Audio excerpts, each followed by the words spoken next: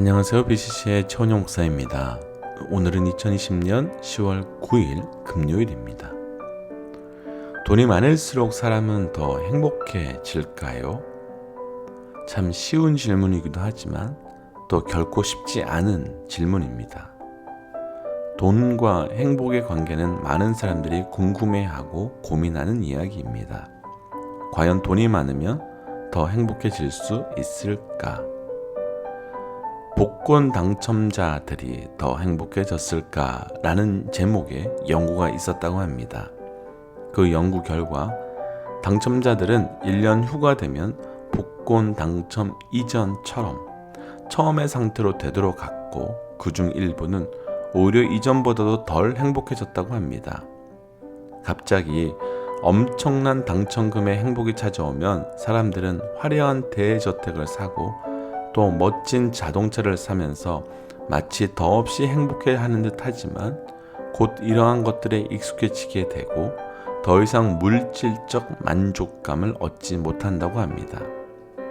이런 걸 쾌락의 적응이라고 한다고 하는데요. 아무리 좋은 것도 적응이 되면 별다를 것 없이 행복감을 더 이상 주지 못한다는 이야기입니다. 그렇다면 과연 사람은 어떤 걸로 행복해질 수 있을까요? 하버드 의대의 한 교수가 사람들에게 행복감을 주는 4가지를 연구해서 정리해 보았는데, 첫 번째는 가족과 친구, 두 번째는 용서, 세 번째는 나눔, 마지막 4번째는 감사였다고 합니다. 남아공의 흑인 인권운동가이자 대통령이었던 넬슨 만델라는 인권운동을 펼치다가 자그만치 27년이란 오랜 세월을 감옥에서 보내게 됩니다. 그가 출소했을 때 사람들은 당신을 억압한 사람들에게 원망함이 없습니까? 라고 물었습니다.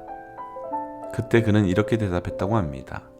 원망이란 독극물을 마시고 원수가 죽기를 바라는 것과도 같습니다. 나는 감옥에서 늘 하나님께 감사했습니다.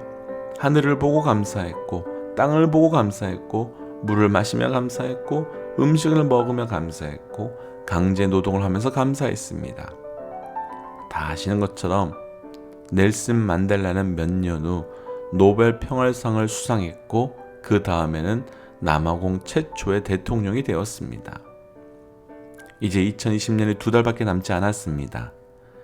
지나온 10개월을 어떻게 해석하실런지요? 또 앞으로 남은 2달은 무엇으로 해석하실런지요? 오늘 하루가 주신 은혜에 감사하며 행복할 수 있는 하루 되시기를 주의 이름으로 축복합니다. 그래서 오늘 함께 나눌 찬양은 약한 나로 강하게 라고 하는 찬양입니다.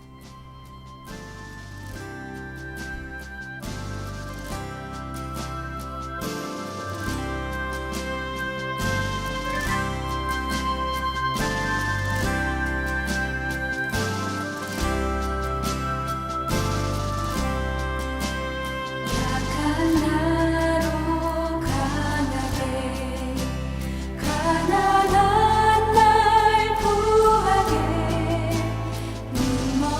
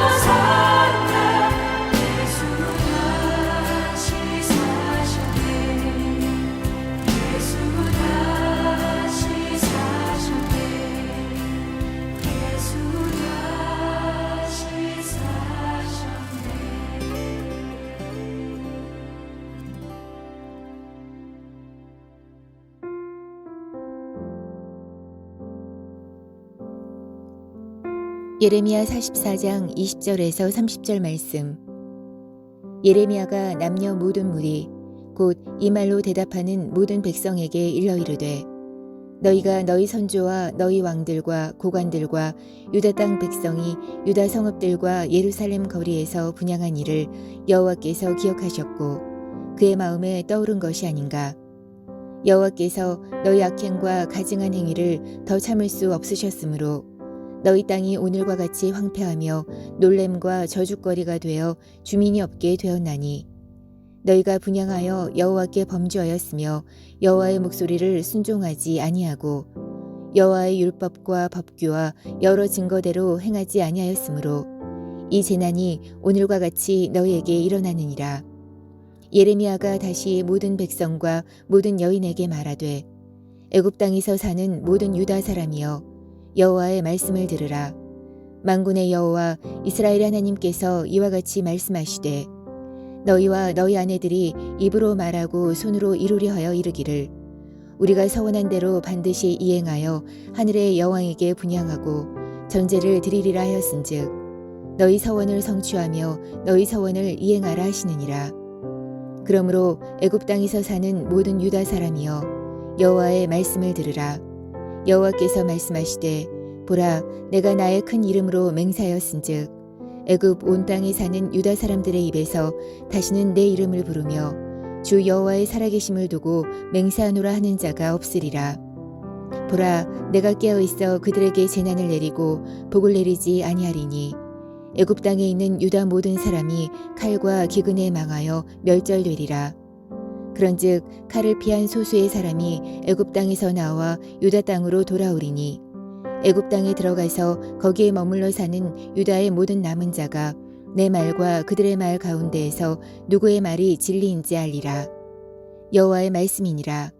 내가 이곳에서 너희를 벌할 표징이 이것이라. 내가 너희에게 재난을 내리리라 한 말이 반드시 이루어질 것을 그것으로 알게 하리라.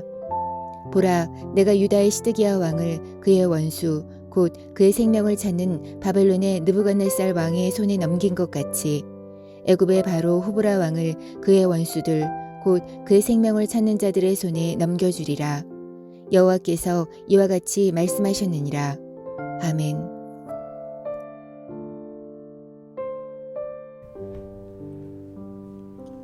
함께 기도하겠습니다.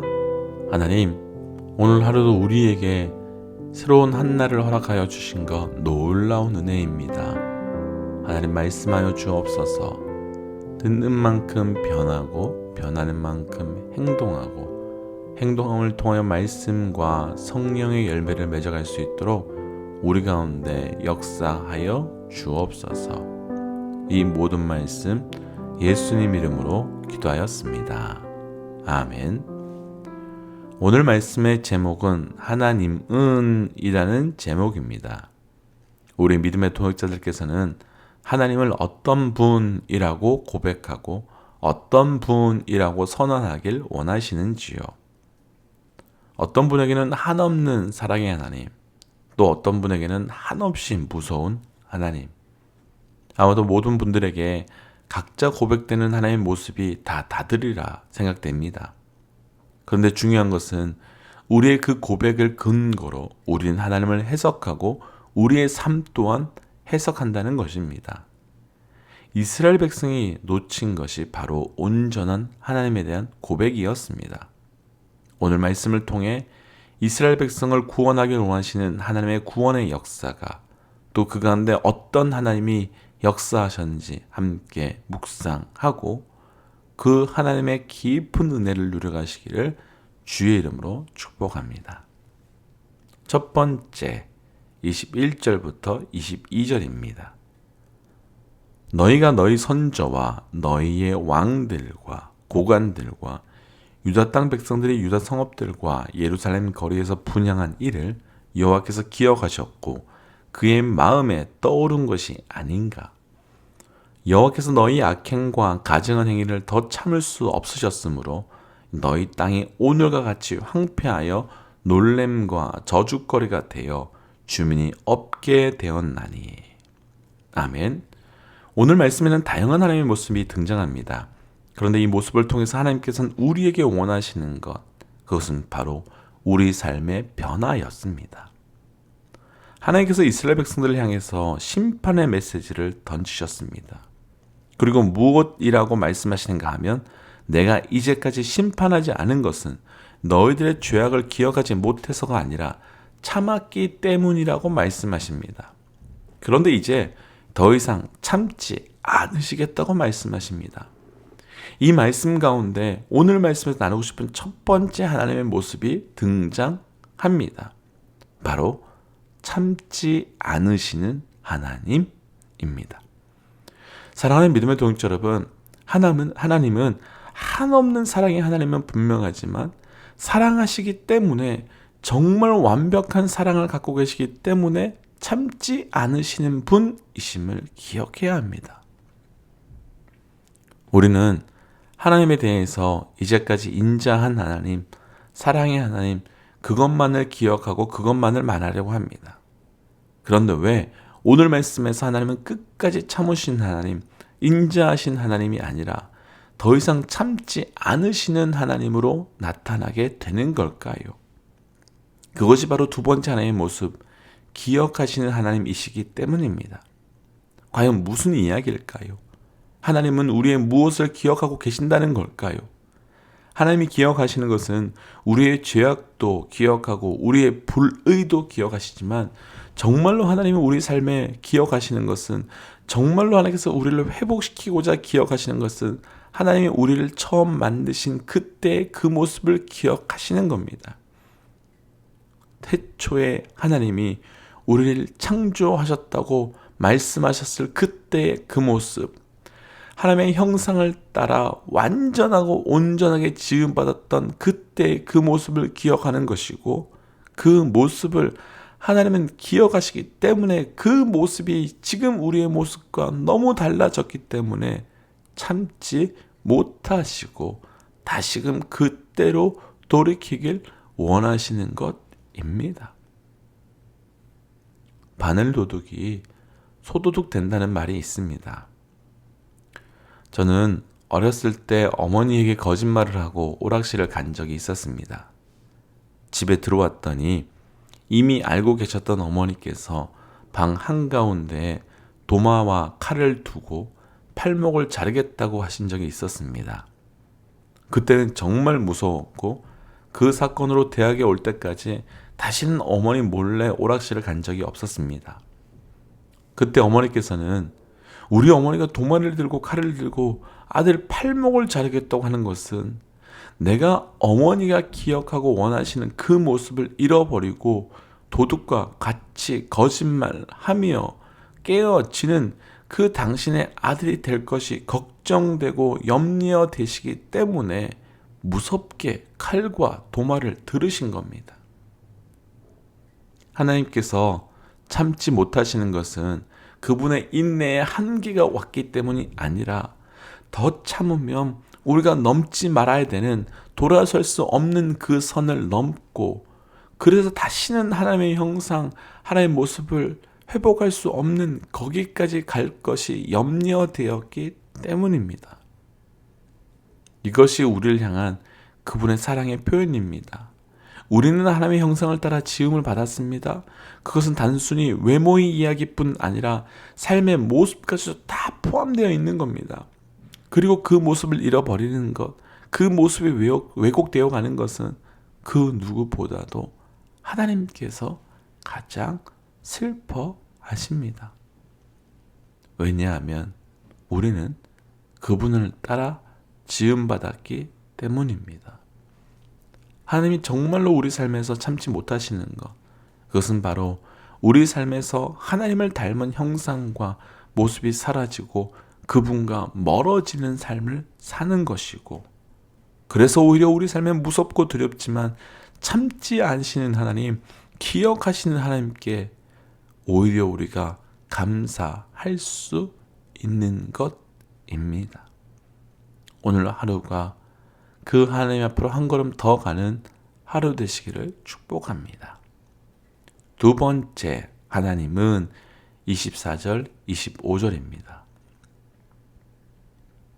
예레미야가 다시 모든 백성과 모든 여인에게 말하되 애굽 땅에서 사는 모든 유다 사람이여 여호와의 말씀을 들으라. 만군의 여호와 이스라엘 하나님께서 이와 같이 말씀하시되 너희와 너희 아내들이 입으로 말하고 손으로 이루려 하여 이루기를 우리가 서원한 대로 반드시 이행하여 하늘의 여왕에게 분향하고 전제를 드리라 하였은즉 너희 서원을 성취하며 너희 서원을 이행하라 하시느니라. 아멘. 가장 오늘 말씀 가운데 많이 반복되는 말씀의 한 구절이 있습니다. 말씀을 들으라 또 말씀하셨다 입니다. 이런 말씀은 26절, 29절, 30절에서도 계속 반복되고 있습니다. 이 구절을 통해서 나타내는 또 하나의 하나님의 모습, 그것은 바로 말씀하시는 하나님. 하나님께서는 우리 삶에 그분의 음성을 들려주시는 분이시고 계속해서 말씀하여 주시는 하나님이십니다. 그리고 또 우리가 그 음성을 듣길 원하시는 분입니다. 오늘 말씀에 나누고 싶은 두 번째 하나님은 말씀하시는 하나님입니다. 이스라엘 백성들을 향해서 하나님께서는 끊임없이 말씀하셨습니다. 때로는 직접 말씀하셨고 때로는 예레미야와 같은 선지자들을 통해서 말씀하셨고 또 때로는 29절에 등장하는 다양한 표적과 기사와 같은 것들을 통해서 말씀해 주셨습니다. 이것은 우리 삶에도 동일한 것 같습니다. 하나님께서는 우리에게도 들려주시고자 하는 그 음성을 계속해서 말씀하셨을 것이고 지금도 말씀하고 계시고 앞으로도 말씀하실 것입니다. 왜 그분의 음성을 들려주시는 걸까요? 심각한 난시를 가지고 있는 양은 목자의 소리를 들어야만 온전한 길로 갈 수 있다고 말합니다. 눈으로는 자기 바로 앞에 있는 양을 겨우겨우 보며 따라가지만 귀로는 아무리 멀리 있다 할지라도 목자의 소리, 주인의 소리를 듣기 때문에 그 길로 갈 수 있다는 것입니다. 시편 119편 50절 말씀을 보면 주의 말씀이 나를 살리셨다라는 말씀이 있습니다. 그 말씀이 우리를 살릴 것이고 그 말씀이 우리를 변화시킬 것이고 그 말씀이 우리를 새롭게 하실 것입니다. 그리고 그 말씀을 듣고 그 말씀에 순종하고 그 말씀에 따라 살 때 내 삶에는 진정한 변화가 시작되는 겁니다. 그분의 음성을 그분을 위하여 듣는 것이 아니라 나를 위하여, 나를 살리기 위하여 주신 겁니다. 그분의 음성을 그래서 들어야 됩니다. 계속해서 끊임없이 말씀하시는 그분의 음성을 들어야 하며 내 삶의 속사람으로부터 깊은 변화가 일어나게 되어야 합니다. 왜냐하면 무엇을 듣느냐에 따라 우리 삶의 변화도 달라지기 때문입니다. 오늘도 우리에게 말씀하신 하나님, 그 말씀 앞에 온전한 반응이 있기를 주의 이름으로 도전합니다. 함께 기도할까요? 하나님, 우리를 기억하여 주시고 잊지 않으신 것 감사합니다. 우리 스스로도 우리의 첫 모습을 잃어버리고 우리 스스로도 우리의 시작의 모습을 잃어버리며 살고 있는데 나의 그 모습을 기억하시고 어제도 오늘도 내일도 그렇게 변화시켜 가주신 것 하나님의 은혜입니다.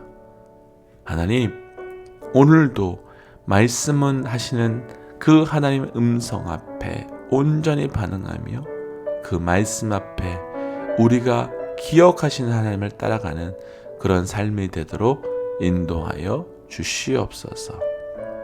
이 모든 말씀 예수님 이름으로 기도하였습니다. 아멘. 사랑하는 믿음의 동역자 여러분, 오늘 하루도 귀하고 귀한 그 주의 은혜가 충만한 하루 되시기를 주의 이름으로 축복합니다. 오늘 하루도 말씀으로 승리하십시오.